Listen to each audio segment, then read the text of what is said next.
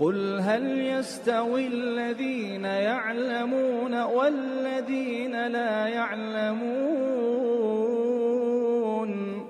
السلام عليكم ورحمة الله وبركاته الحمد لله رب العالمين والصلاة والسلام على أشرف الأنبياء والمرسلين نبينا محمد وعلى آله وأصحابه أجمعين أما بعد فأعوذ بالله من الشيطان الرجيم وله من في السماوات والأرض ومن عنده لا يستكبرون عن عبادته ولا يستحسرون يسبحون الليل والنهار لا يفترون اللهم صل وسلم على محمد النبي الأمي وعلى آله وأصحابه أجمعين সম্মানিত দ্বীনি ভাই বোনেরা, মহান রব্বুল আলামিনের দয়ায় আমরা তাওহীদের দ্বিতীয় লেভেলের 3 নং ক্লাস আজ শুরু করতে যাচ্ছি। সম্মানিত ভাইরা, আমি আজ আপনাদের সামনে যে বিষয় আলোচনা করব সেই বিষয়টা আল ঈমান বিল মালায়েকা, ফেরেশতাদের প্রতি ঈমান বা বিশ্বাস। সম্মানিত দ্বীনি ভাইরা, আমরা গত 2 ক্লাসে ঈমান এবং ঈমান বিল্লাহ এই দুটি বিষয়ে আলোচনা করেছিলাম। সম্মানিত দ্বীনি ভাইদেরকে বলবো, আমরা আগে আলোচনা করেছিলাম যে ঈমানের ভিত্তি 6টি।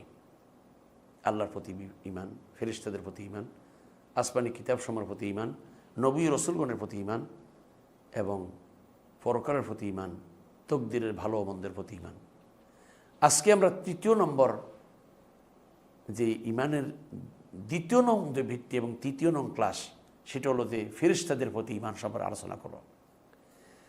প্রথমে আমাদেরকে জানতে হবে যে ফেরেশতাদের প্রতি ঈমান আনার অর্থ কী। ফেরেশতাদের প্রতি ঈমান আনার অর্থ হলো অন্তরস্থল থেকে এই কথা দৃঢ় বিশ্বাস রাখা যে আল্লাহ তাআলা ফেরেশতাদেরকে নূর দ্বারা সৃষ্টি করেছেন এবং তাদেরকে বিভিন্ন দায়িত্ব প্রদান করেছেন এবং তারা যথাযথভাবে সেই দায়িত্ব পালন করছে এবং আল্লাহ সুবহানাহু ওয়া তাআলা তাদেরকে এই দায়িত্ব পালনের সেই শক্তি সামর্থ্যও দিয়েছেন। সম্মানিত দ্বীনি ভাইরা, এটা বুঝতে হবে, ফেরেশতা আমরা যেমন আল্লাহর মাখলুক, ফেরেশতা আল্লাহর মাখলুক। অন্যান্য যারা আরও যে মাখলুক আছে এরাও এদেরই মতো ফেরেশতা একটা মাখলুক, তবে সৃষ্টিগত দিক থেকে ভিন্ন।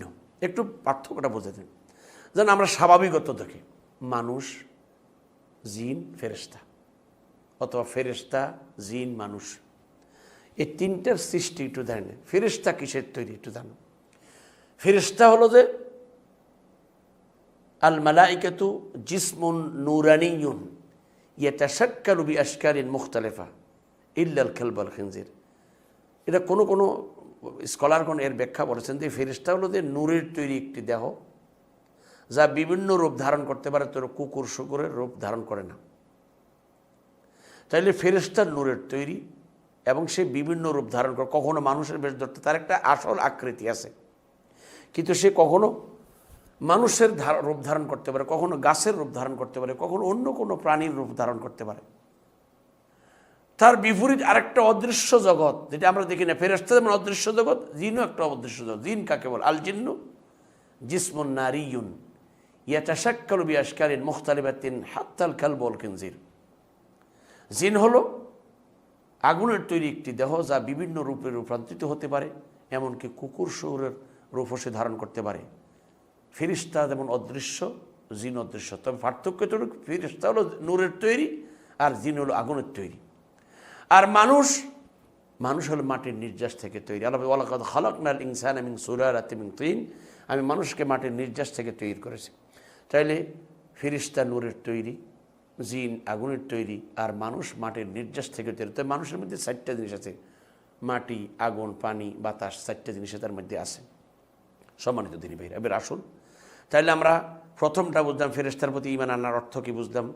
আবারও বলছি, এই কথার দৃঢ় বিশ্বাস রাখা যে আল্লাহ তাআলা ফেরেশতাদেরকে নূর থেকে সৃষ্টি করেছেন এবং তাদেরকে বিভিন্ন কাজের দায়িত্ব প্রদান করেছেন এবং তারা যথাযথ সেই দায়িত্ব পালন করে যাচ্ছেন এবং আল্লাহ তাদেরকে সেই দায়িত্ব পালনের শক্তি সামর্থ্য দিয়েছেন। তাদেরকে আমরা দেখি না, কিন্তু আছে, এটা আমরা বিশ্বাস করব। 2 নম্বর ছিল যে ফেরেশতা কিসের তৈরি? আমরা বলছি ফেরেশতা নূরের তৈরি। 3 নম্বর আমাদের জানতে হবে যে ফেরেশতাদের সংখ্যা কত। সম্মানিত ভাইরা, ফেরেশতাদের সংখ্যা কত এটা বলার মতো ক্ষমতা পৃথিবীর কারণে একমাত্র আল্লাহ তাআলা জানেন। তবে একটা ধারণা দেওয়া যায়। রাসূলুল্লাহ সাল্লাল্লাহু আলাইহি ওয়াসাল্লাম মেরাজে যাওয়ার পরে এই বাইতুল্লাহর উপরে সপ্তম আকাশের উপরে একটা ঘর আছে যেটাকে বাইতুল মামুর বলা হয়। সেই বাইতুল মামুরে প্রবেশ করে 2 রাকাত সালাত আদায় করেছেন। হযরত জিবরাইল আলাইহিস সালাতু ওয়াস সালাম রাসূল সাল্লাল্লাহু আলাইহি ওয়াসাল্লামকে বললেন, ইয়া রাসূলুল্লাহ, এটা হলো বাইতুল মামুর, ফেরেশতাদের ইবাদতখানা। এই বাইতুল মামুর যেদিন তৈরি করা হয়েছে সেদিন 70,000 ফেরেশতা ঢুকে ইবাদত করেছে এবং প্রতিদিনে এই ঘরে 70,000 ফেরেশতা ইবাদত করে। কিয়ামত পর্যন্ত প্রথম যে লোকগুলা এই ঘরে ঢুকে ইবাদত করেছিল, কিয়ামত পর্যন্ত পুনরায় সিরিয়ালে আর তাদের সিরিয়াল আসবে না। এবার আন্দাজ করেন, প্রতিদিন যদি 70,000 কত হাজার বছর আগে, লাখ বছর আগে বানিয়েছে, এটা আল্লাহই ভালো জানে। এই সব প্রতিদিনই 70,000 ফেরেশতা ঢুকতেছে। কিয়ামত পর্যন্ত দ্বিতীয়বার আর এদের প্রবেশের কোনো সুযোগ তাদের জন্য নেই। এবার আন্দাজ করুন ফেরেশতাদের সংখ্যা কত। চতুর্থ নম্বর আরেকটা বিষয় আমাদের জানতে হবে যে ফেরেশতাদের থাকার স্থান কোথায়। উত্তর হলো যে ফেরেশতাদের থাকার স্থান হলো আসমানে। এটা বুঝলাম কেমনে? যেমন হাদিসে আছে, প্রতিদিনেই ফেরেশতারা অবতরণ করেন। 2 শিফটে ডিউটি ফেরেশতাদের, অর্থাৎ একদল ফেরেশতা সকালে দায়িত্ব পালন করেন, আরেক দল ফেরেশতা সন্ধ্যা দায়িত্ব পালন করেন। এটা বুঝলাম কেমনে? রাসূল সাল্লাল্লাহু আলাইহি ওয়াসাল্লাম বলেছেন যে একদল ফেরেশতা সকালে দিনের বেলা মানে কর্তব্য দায়িত্ব পালন করে, আরেকদল রাতে, আর এদের মিলনে আসর এবং ফজরের সময়। আল্লাহ সুবহানাহু ওয়া তাআলা ফেরেশতাদের জিজ্ঞাসা করেন, আমার বান্দাকে তোমরা কীভাবে পেয়েছ? যে আমরা গিয়েও দেখছি এরা সালাত আদায় করে, অর্থাৎ ফজরের সময় যারা পৃথিবীতে আসছে আইসে দেখছি এরা ফজর সালাত আদায় করে, আসরের সময় তারা আবার আকাশে উঠে গেছে, যাওয়ার সময় দেখছি এরা আসর সালাত আদায় করতেছে। এই জন্য ফজর আর মানে আসরটা হলো ফেরেশতাদের মানে উপস্থিতির সময়। একদল ফেরেশতারা সকালে আসে, এরা আবার সন্ধ্যায় যায়। সন্ধ্যায় যারা ডিউটি করবে ওরা সকালে মানে আসরের পরে আসবে, আবার ফজরের পরে চলে যাবে। এইভাবেই মানে তাদের মানে হচ্ছে মানে আসা যাওয়া হইতেছে। এর দ্বারা বোঝা যায় যে ফেরেশতাদের আসল থাকার জায়গা হলো আকাশে, তবে এরা পৃথিবীতে বিচরণ করে আসে বিভিন্ন দায়িত্ব কর্তব্য নিয়ে। তারপরে আমাদের যে বিষয়টা জানতে হবে যে ফেরেশতাদের কাজগুলা কী কী। বলবো যে আল্লাহ সুবহানাহু ওয়া তাআলা ফেরেশতাদেরকে বিভিন্ন দায়িত্ব দিয়ে রেখেছেন, সেগুলো আমরা পরবর্তী সঙ্গে আলোচনা করব। এবং ফেরেশতাদের সাথে মানব জাতির সম্পর্ককে এটাও আমরা আলোচনা পরে করব। এর আগে আমাদের একটা কথা জানতে হবে, কোনো মানুষ যদি ফেরেশতার প্রতি বিশ্বাস স্থাপন করেছে বলে দাবি করে, তাহলে তার জন্য 4টা কাজ লাগবে। 1 নাম্বার, খুব ভালো করে মনে করবেন, আমরা ফেরেশতাকে বিশ্বাস করি, আপনি বিশ্বাস করেন তো আপনার মধ্যে 4টা জিনিস একসাথে থাকতে হবে। 1 নম্বর, ফেরেশতা যে আছে এটা বিশ্বাস করতে হবে। ভাই আমরা দেখি নেই, কিন্তু আল্লাহ বলেছেন, রাসূল বলেছেন, সেই জন্য আমাদেরকে বিশ্বাস করতে হবে। 2 নম্বর, ফেরেশতাদের মধ্য থেকে যাদের নাম আমরা জেনেছি তাদের প্রতি বিশ্বাস করব, আর যাদের নাম জানি না তাদের প্রতি ব্যাপকভাবে বিশ্বাস স্থাপন করব। যাদের নাম জানছি যেমন জিবরাইল আলাইহিস সালাম, মিকাইল আলাইহিস সালাম, ইসরাফিল আলাইহিস সালাম, মালাকুল মউত যেটাকে আমরা আজরাইল বলি, জান্নাতের দ্বাররক্ষী রিদওয়ান, জাহান্নামের দ্বাররক্ষী মালিক, এবং প্রত্যেকটা মানুষের সাথে 2 জন ফেরেশতা মুনকারান কেন বলতেছে, যাদেরকে কেরামুন কাতিমিন বলা হয়, সম্মানিত লিপিকারক। মানুষের কবরে 2 জন লোক ফেরেশতা যায় যাদেরকে মুনকার নাকির বলে। এই রকমের আরও বিভিন্ন দায়িত্ব যত ফেরেশতা, সবার প্রতি আমাদের বিশ্বাস। যাদের নাম আমরা জানছি তাদের প্রতি বিশ্বাস রাখবো, আর যাদের নাম জানি না তাদের প্রতি ব্যাপক বিশ্বাস রাখবো। 3 নম্বর হলো যে ফেরেশতা, তাহলে আমরা 2টা জানলাম, ফেরেশতার অস্তিত্বের ভিত্তিতে এবং ফেরেশতাদের নাম, যাদের নাম জানছি তাদের প্রতি বিশ্বাস রাখবো, যারা নাম জানি না তাদের প্রতিও বিশ্বাস রাখবো। 3 নম্বর হলো ফেরেশতাদের যে সমস্ত বৈশিষ্ট্য রয়েছে, যেমন জিবরাইল আলাইহিস সালামের ব্যাপারে রাসূল সাল্লাল্লাহু আলাইহি ওয়াসাল্লাম বলছে তার 600 পাখা।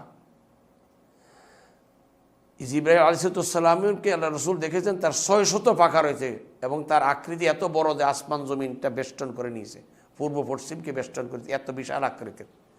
এটা আমরা রাসূলুল্লাহ সাল্লাল্লাহু আলাইহি ওয়াসাল্লামের মাধ্যমে, রাসূল সাল্লাল্লাহু আলাইহি ওয়াসাল্লামের হাদিস দ্বারা যে সমস্ত গুণাবলী বা কোরআনের আয়াতের বিভিন্ন আয়াতে যে সমস্ত গুণাবলী বর্ণনা করা আছেন, এইসব বিষয়গুলো আমরা বিশ্বাস রাখবো। 4 নম্বর হচ্ছে যে আল্লাহ তাআলা ফেরেশতাদেরকে যে সকল কাজ সম্পাদন করার দায়িত্ব দিয়েছেন বা তারা সেসব কাজ যথাযথভাবে পালন করতেছে, এবং আল্লাহ সুবহানাহু ওয়া তাআলা তাদেরকে যে দায়িত্ব দিয়েছেন কখনো তারা দায়িত্ব কর্তব্য পালনে কোনো রকম কি করে না, এরা ত্রুটি করে না। এবং তারা দায়িত্ব পালন করতে গিয়ে হাঁপাইও যায় না। আল্লাহ সুবহানাহু ওয়া তাআলা কোরআনে কারীম একটি আয়াতে বলেছেন, ওয়ালাহু মান ফিস সামাওয়াতি ওয়াল আরদি ওয়া মান ইনদাহু লা ইস্তাকবিরুনা আন ইবাদাতিহি ওয়া লা ইস্তাহসিরুন। আকাশমণ্ডলী এবং পৃথিবীতে যারা আছে তারা তারই অর্থাৎ আল্লাহরই।